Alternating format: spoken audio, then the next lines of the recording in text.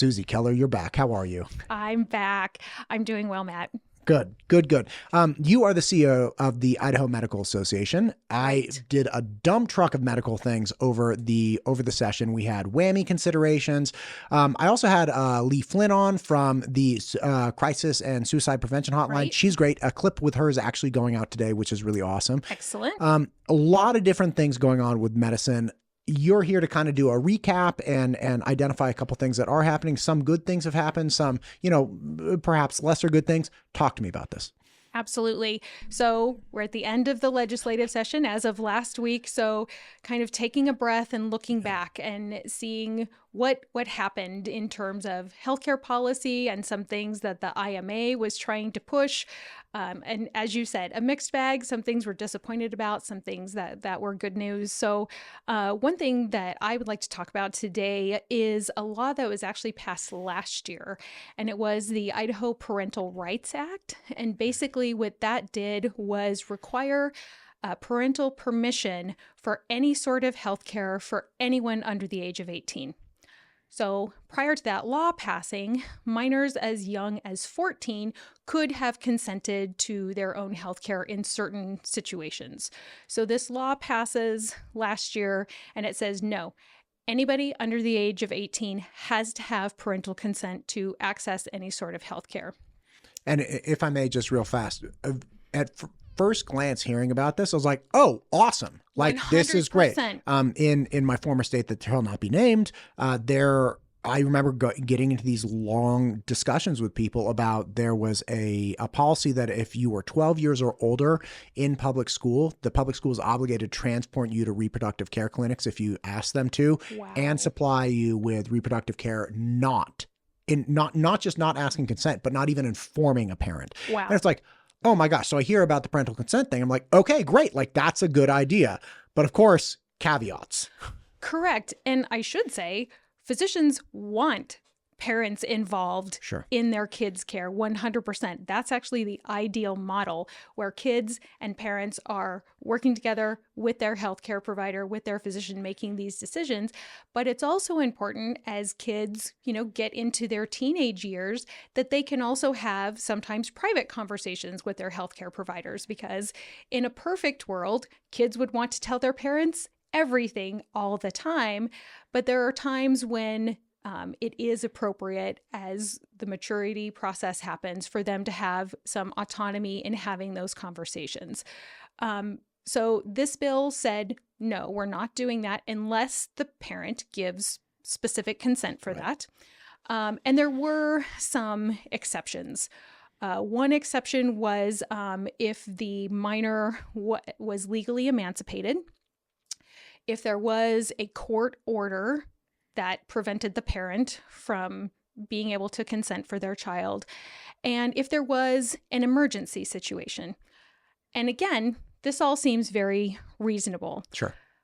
Part of the problem was the emergency exception was very narrow and strict, and said the emergency was that the minor had to be at risk of death or permanent disability in order for a healthcare provider or other to intervene. Like a suicide situation, right? Like they might jump off a potentially building. A suicide situation. But in practice, when the law went into effect, what happened was somebody is up at Bogus Basin, their kids up there by themselves, they're a teenager, they went with their friends, they fall, they break their arm. Ski patrol wants to respond. Medical professionals want to respond. Well, we can't get a hold of the parent because the parent is out of town or the parent is out of cell service. It would have been against the law for those ski patrol folks and the healthcare folks to provide care to that kid because his emergency doesn't rise to the level of threat of death or permanent disability. So you could have like a compound fracture, like the bone sticking out of your arm. And they're like, we gotta... The letter of the law says, and again, I know the proponents of the bill said, this is common sense. We're trying to have common sense.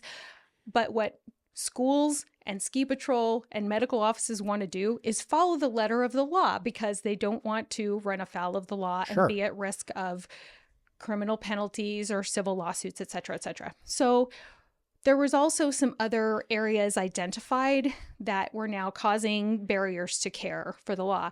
One was the suicide crisis prevention hotline. So most of the time when those calls come in, you can assume somebody's life is at risk.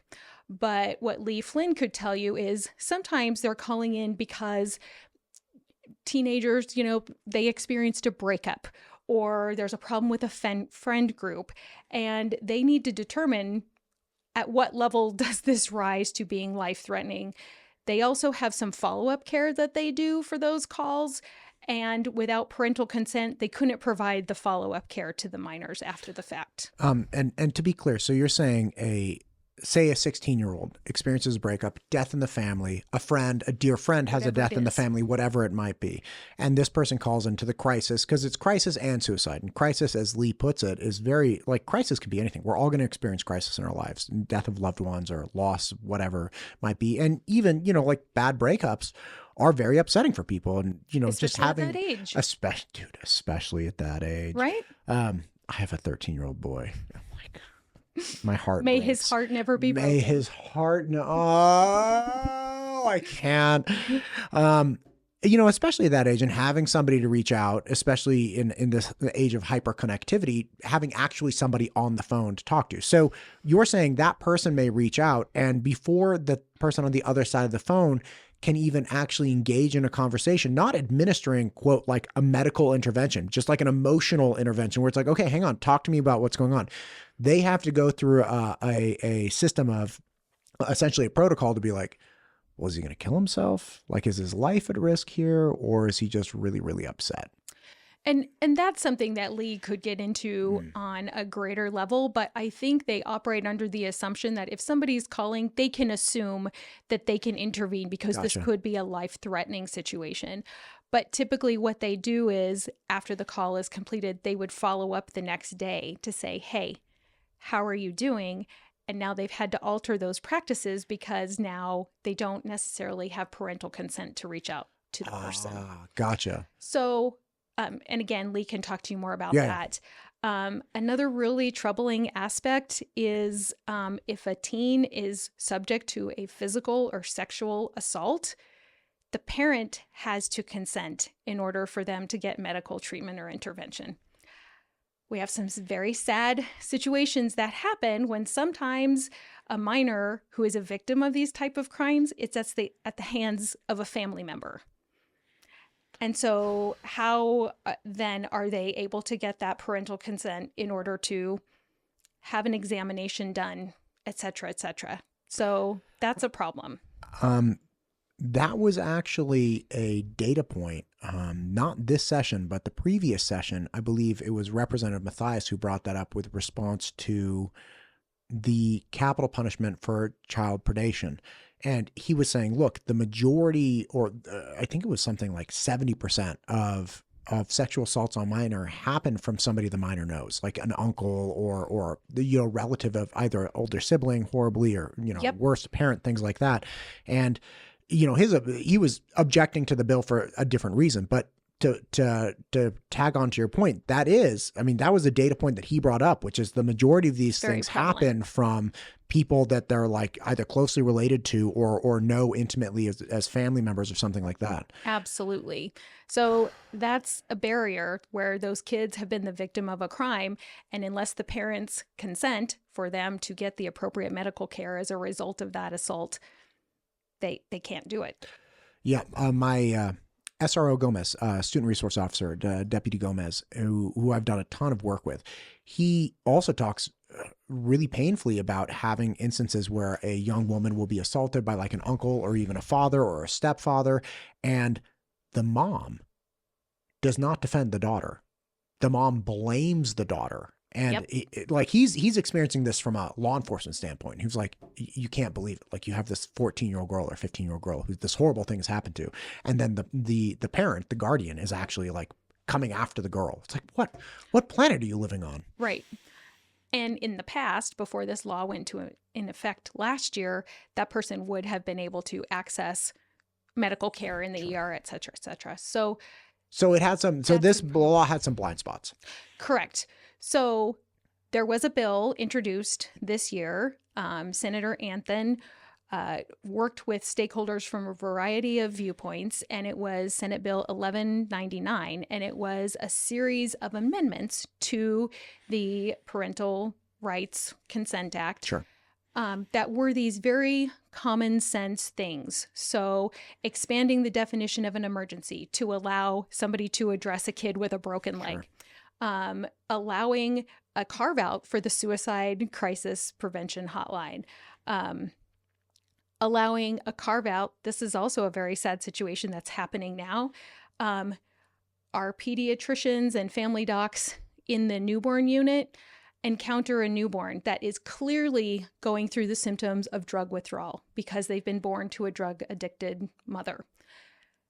In the past, they could have intervened to treat those infants, and now the drug-addicted mother is saying, I know what the law is, and I do not consent for you to test my child and treat my child because there might be a risk for them getting in trouble.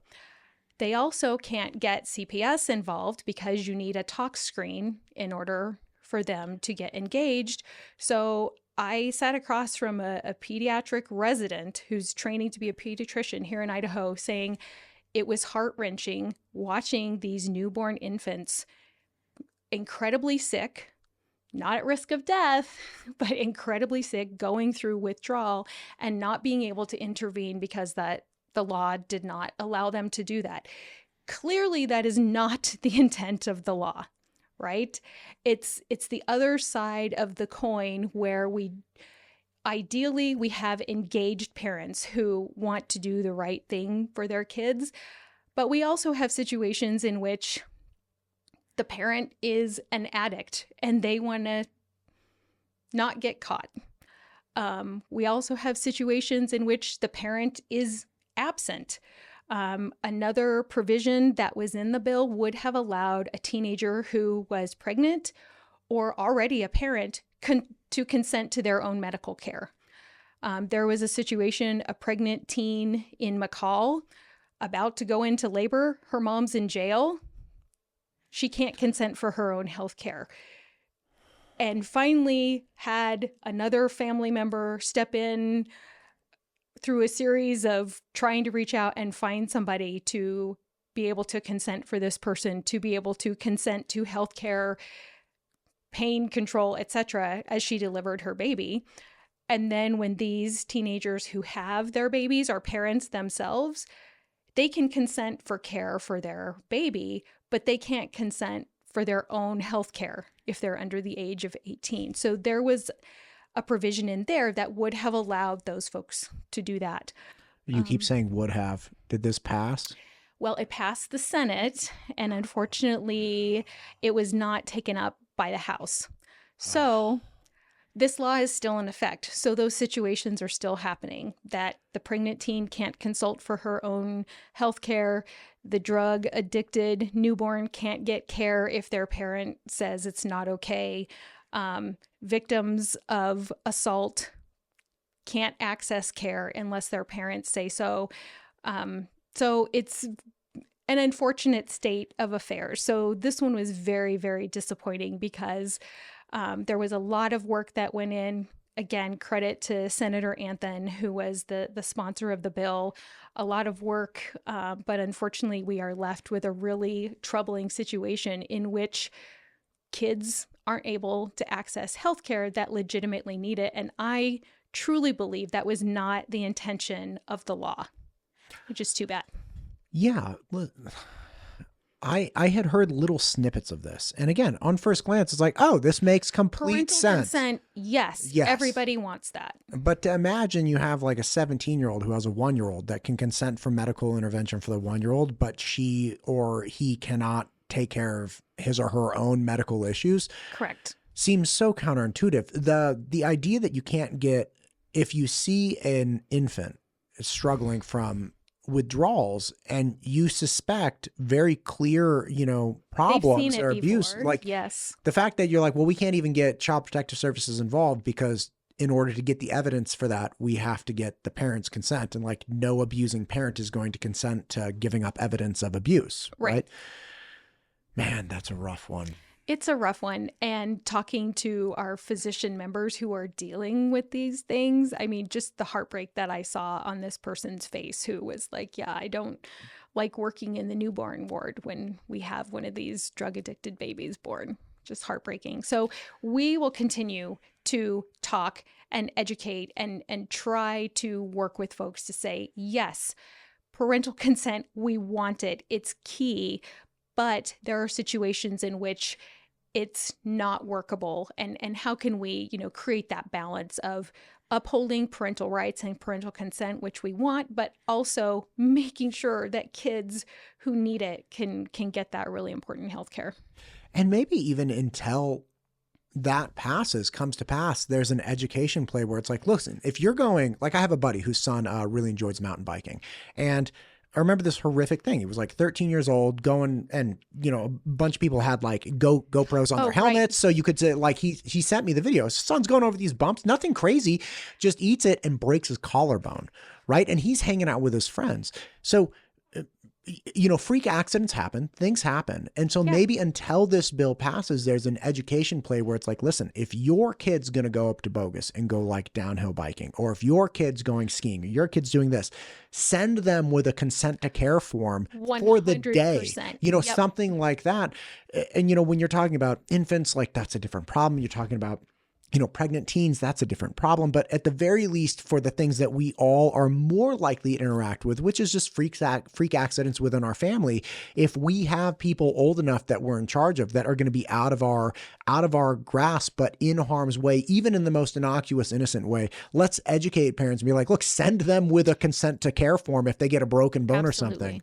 And I know, my colleagues who work in schools, I think they've done a lot with trying to be very proactive on consent forms and making sure that schools are at least covered to intervene for kids that happen to have, bust their arm on the playground or whatever else, that some interventions can happen. But in the in-between, we're going to have to make sure that we have parents ready to be able to consent if they're sending their kid up to Bogus or on the mountain bike trail. Like, if you're not available, make sure that your kid can get care.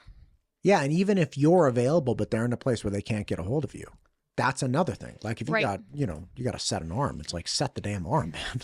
Yeah. But in the meantime, healthcare providers want to follow the law. Right, they want to make sure they're doing what they can.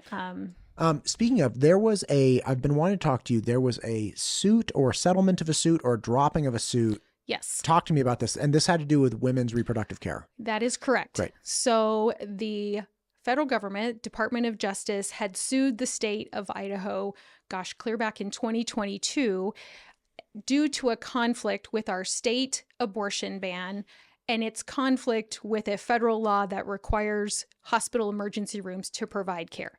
And the difference is Idaho's law says if you're a person experiencing a pregnancy complication and your life is in danger, physicians can intervene to save the mother's life. What EMTALA says, that's an acronym, the Emergency Medical Treatment and Active Labor Act. It basically is a federal law that says hospitals, if somebody shows up in your ER, you have to provide stabilizing care to them to protect their life and to protect their health.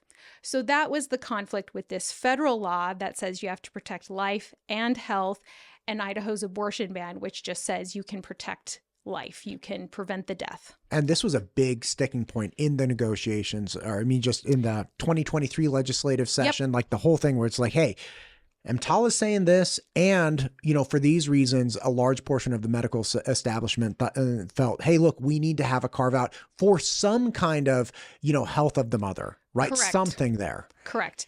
And so that federal lawsuit, there was an injunction in place that said, Idaho hospitals and medical providers, you can follow EMTALA, which means if a pregnant woman has some sort of pregnancy complication that jeopardizes her health, then physicians can act. And I want to paint this in a picture. So most of these cases, if not all of these cases, are wanted pregnancies. These are folks who want to bring a baby home, want to grow their families, and they have a very sad circumstance. Let's just say 15 weeks along and the woman's water breaks. That is not a viable pregnancy any longer if the water breaks. But what it sets in motion is a jeopardy for the mother, risk of infection, sepsis, etc.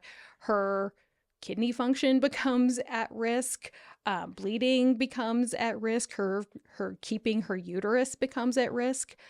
And so if that person shows up in an emergency room and the physicians assess and say, unfortunately, we need to have an intervention where we terminate the pregnancy in order to save this person's future fertility, etc.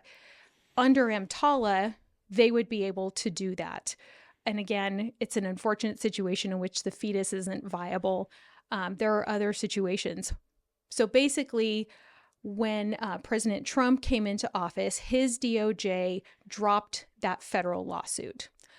In anticipation of that, St. Luke's health system actually sued the state in order to gain those same protections on a state level. And a judge ruled and said, yes, we agree that hospitals should be able to provide this health-saving care, except St. Luke's, you're the only one who sued, so you're the only one that gets this relief.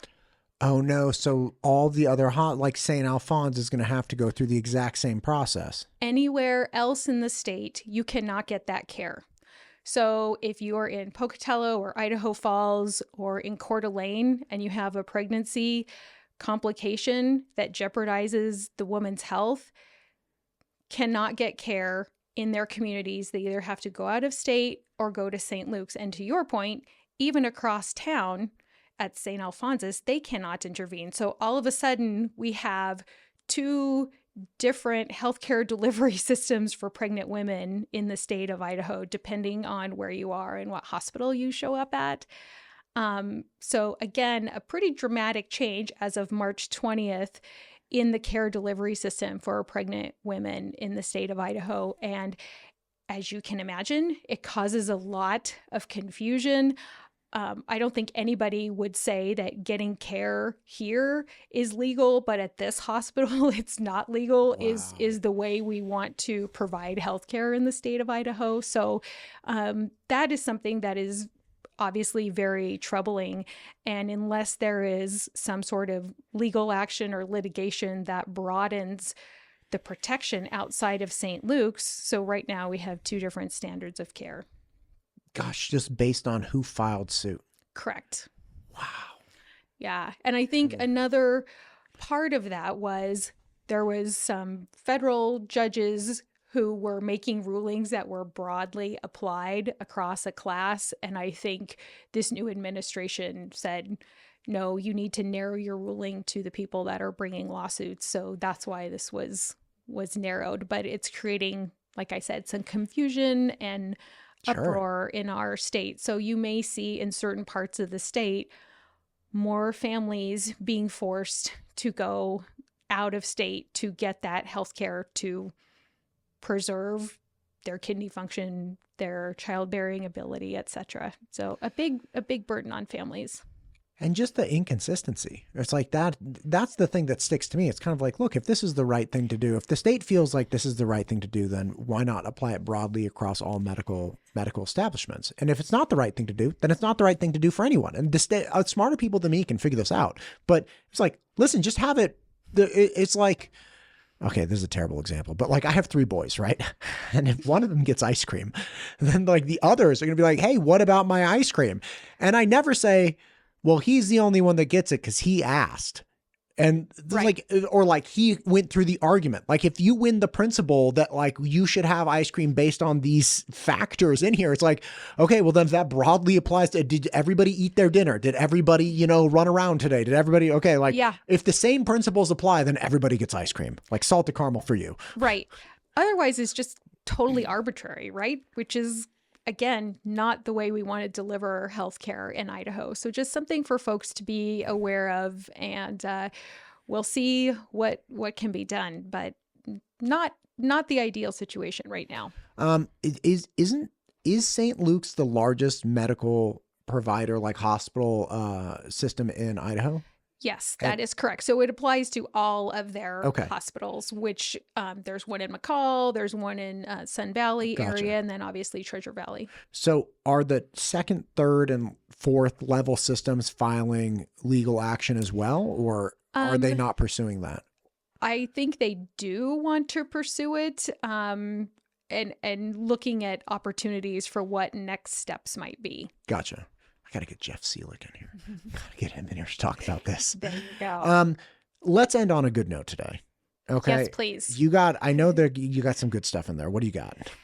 So good news, at least on the physician workforce front. So last time I was here talking to you about residency training, which is the step after medical school where folks determine what their specialty is going to be. And I talked about this big 10-year plan to expand residency training opportunities in the state of Idaho. And the legislature was awesome. They did approve additional funding for 20 new positions in the state of Idaho in pediatrics, in family medicine, internal medicine, and psychiatry. I should say 5 of those seats are actually federally funded, so they provided state funding for 15 of those. But good news as far as that goes, because we know when we get them to do their residency training here, odds are they are going to stay and practice here. And we need psychiatrists and pediatricians and family docs and internal medicine docs doing that primary care. So something we felt very pleased about. And ultimately, with the legislation dealing with medical education, that bill turned out that there aren't going to be cuts to the WWAMI program or any other medical education program. So kudos to Representative Manwaring for working with stakeholders and listening to folks. And now there's established under the State Board of Education a committee looking at medical education at that level and how can we strategically grow that, integrate it with residencies. So I think that ended up being a very positive thing, because you had a lot of folks come on here and say, this is such an amazing value to our state. It would be such a tragedy to cut it off. And the final legislation, House Bill 368, doesn't cut anything, sets the stage for future growth and integration with GME. So good news. That is great news. I had 3 people come on and talk about WWAMI.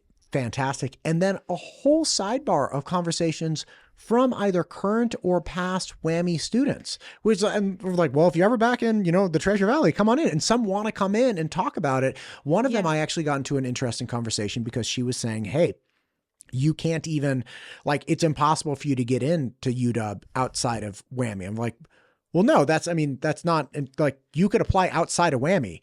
It's just really, really, really, really, really hard to get in. It's one of the top medical schools in the country. Right. So there is that. Right. So it's like, if you look at any other state, it's like, do people that just slam in 44 or 40 something students from Kansas? Do you have 44 students coming from Kansas to UW that just applied in the general pool of people? No, but here we have that incredible benefit just because we have this partnership with them, which was super cool to find out. And then of course, hearing all the stories of residencies and clinical rotations through Alaska and through Idaho and all these other places, man, that's awesome. Yeah, it's truly a unique model. So good for us to be able to maintain it, build upon it, and figure out what's in the future for Idaho moving forward. Man, what is in the future? Are we going to get a teaching hospital? Are we going to get there? Someday our state keeps getting bigger and bigger, and our population is getting older and older, and so is the physician workforce, by the way. So we're setting the stage, and we have a lot of really amazing medical training going on. So it's in the cards, but down the road, I think. Not tomorrow. Not tomorrow. Not we tomorrow. have a lot of infrastructure to build up before we get there. Yeah, but we have we're 50th for physician to patient ratio. It's kind of like, forget the infrastructure. Like we're at the bottom of the barrel for a number of people that a single physician has to take care of. Right. But it's almost like they have to come before you build it. I mean that from the medical infrastructure. We're already here. We're already here. Not the patients, okay. The medical providers. Oh, gotcha. So which is setting the stage for, gosh, could we ever get an OB residency here? Right. Which would be ideal, because that would help with our workforce problem that we have with OBs that have left the state in the past couple of years. But you have to have that specialty of physician there in order to teach the next generation coming through. Gotcha. So we're continuing to build. We're still in our baby step phase, but I'm very encouraged just by how much I heard from legislators, just acknowledging we have physician workforce challenges, and they all had different ideas on how to address them with different bills and whatnot. But so I take that as a positive sign that we've agreed upon, yes, we have a physician workforce problem. How can we all work together? And it's going to take a lot of different things: medical school, residency training, the practice environment, loan repayment, all that sort of stuff. Good Lord, it's a lot. It's a lot. But that's, again, great. And I did speak with a lot of the representatives on shows about the medical system, about, one was Representative Josh Wheeler over in Soda Springs. Yes, and he was great. Yeah, he was a fantastic conversation. Really enjoyed chatting with him. He really got it. And we came up with this ridiculous idea. And Dr. Andrea Christopher was like, that's a terrible idea. But I was like, I know, let's go to Soda Springs. Like, all come out. And it's like, we'll set you up at the Ender Hotel. I've never been to the Ender Hotel. Yeah, but it was like, why don't we, let's showcase these areas that need more people. Let's try to promote, people in those areas from seeing this as a possibility. Because that was one, I've heard from a lot of people, especially coming from rural areas, that they're like, I never considered being a physician until somebody really convinced me I could be a physician. And then I was like, oh, maybe it's in the cards. Yeah. And I've heard that a lot. And my dad's a physician, and he always wanted me to be a doctor. I'm like, I'm not going to be a doctor. But ultimately, I think it really did come down to, when I was in high school, I just didn't think that was really an option, right? I didn't love chemistry. Right? Yeah. Miss Trotria was not a great chemistry teacher, but I love physics. I love math. And I'm not really into chemistry. And I liked biology enough, but there was a block there for me where I just didn't really view that as a viable option, long-term option. And again, talking to people, bringing physicians perhaps to rural communities, encouraging people, showing pathways for young people, and then promoting those areas as viable options for established physicians. All of these things needs to be all on the table. 100%. And there's actually some cool stuff going on. There's a small community in eastern Idaho where the hospital administrator really encouraged and had opportunities to interact with the kids that were still in high school. And they have had some kids who went to medical school, did their residency, and now are back practicing in their home community because they were encouraged by somebody in the medical community. So there's great stories out there. It just takes so long. That's the really thing. Even if we snapped our fingers, had a teaching hospital, had everything here, it's we're 12, 13 years away from having an increased workforce. And that's just training our own. And that can get us so far, but we also have to recruit and have a good environment that physicians want to come and practice here and have that good environment for themselves, their families, etc., which we have that pretty dialed in. I will say it's difficult with some of these things that are criminalizing medical care, criminalizing taking care of the drug addicted baby, intervening with a woman who's about to lose her uterus because of a pregnancy complication. So I will say that is something that taps the brakes for some people. But overall, Idaho is awesome. We're doing great things here, and we need to keep recruiting in addition to training.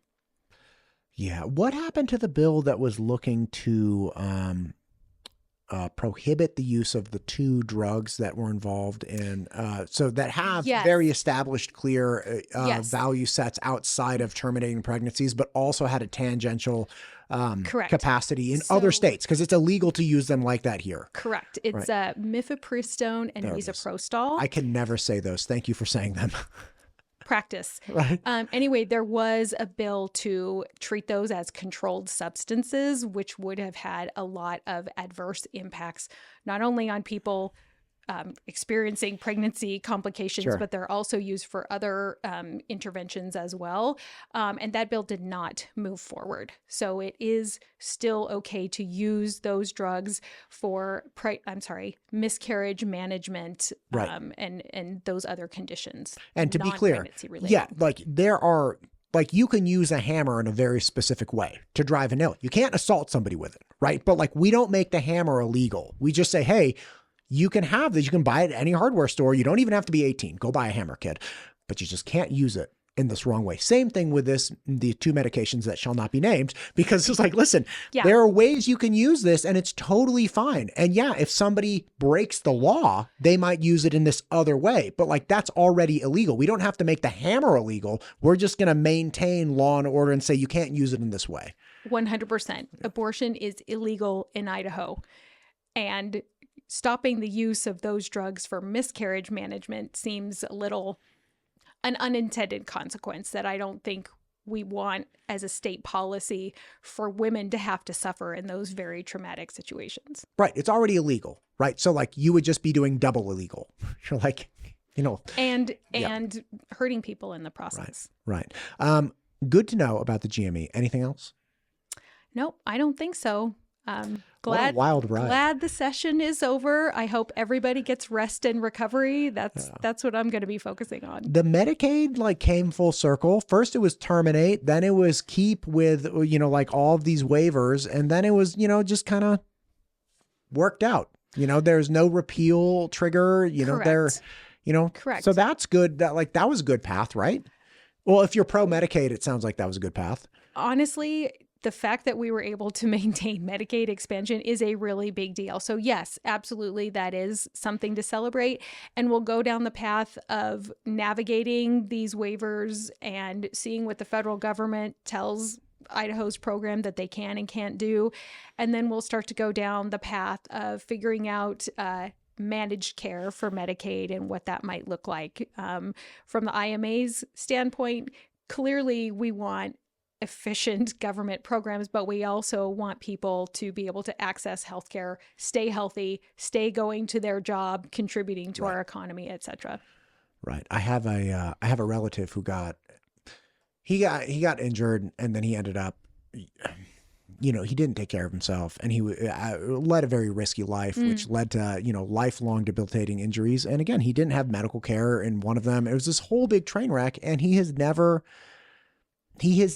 integrated back into society. So when people talk about we need medical care or accessible, consistent medical care so people can even at the very least keep going to work, that strikes a chord with me. It's look, I don't know all the ins and the outs, but I do know I have several family members who it's they just never got there. And part of some of that had to do with medical treatments and, life choices and stuff. But I feel that deeply. Yeah.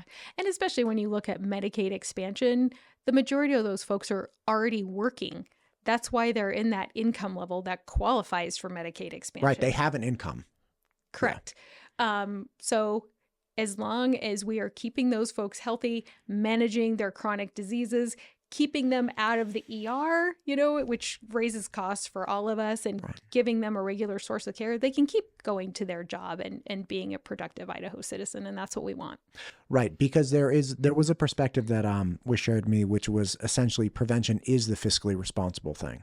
Right. People look at prevention. They're like, well, look, we don't want to pay $1 more or $1 more than we have to. It's great. That's fine. So you can do $10 of preventative care, or you can do $1,000 of emergency care. Which is more fiscally responsible? And it's like, oh, the preventative. And you saw this with Director Alex Adams having to do with foster care and adoption, things like that. Absolutely. He was like, listen, if we can figure out a way to set up a program to prevent or help keep kids with their families, it's like, like $1.50 a day or something, like whatever those programs are. And it's like, then once they go into foster care, it's X number of dollars. Once they go into, I think conjunctive care, I can't remember exactly, again, all the words, but like where you essentially have really high need, high risk, like teen boys, that he was like, that can be upwards of $1,200 a day. So you have all of these different layers of, hey, the fiscally responsible thing is always to keep the kid with the family. Now that requires us to get things like anger management, family therapy, substance abuse, all of these things that people are like, oh, just deal with it yourself. But in reality, if you're fiscally responsible, at least this is what was explained to me. Like the fiscally responsible thing is actually to get ahead of it 100 times over. Same thing in medicine. Absolutely. But the tricky part is, especially when it comes to a policy standpoint and talking with legislators who are managing the budget and being very fiscally responsible, it's very hard to quantify in dollars money that you don't spend in the ER. And that's the thing about preventive health and just public health in general. When it's working really well, it's invisible. And it's easy for us to take it for granted. And it's really hard to quantify the costs of the money we save. The money we didn't spend. Correct. Right. When we have good preventive health and a good public health system. So that's the tricky piece. It's really easy to pencil out what you spend when somebody shows up in the ER, but it's hard to pencil out what you didn't spend when you keep them healthy. Man, what a wild ride. I have to tell you, the last 90 days, like... I have learned things that I never thought I would learn. Right. What's quite an adventure. Yes. Susie, thank you for coming in today. I appreciate it. Again, let's keep the conversation going. Obviously, next legislative session is a bit away, but we also have big things coming up, including the governor races in the next 12 months. Those campaigns will kick off in full force. So it'll be really interesting to see. I'd love to connect with you. I'm hopefully going to be fortunate enough to have a lot of those broader interviews.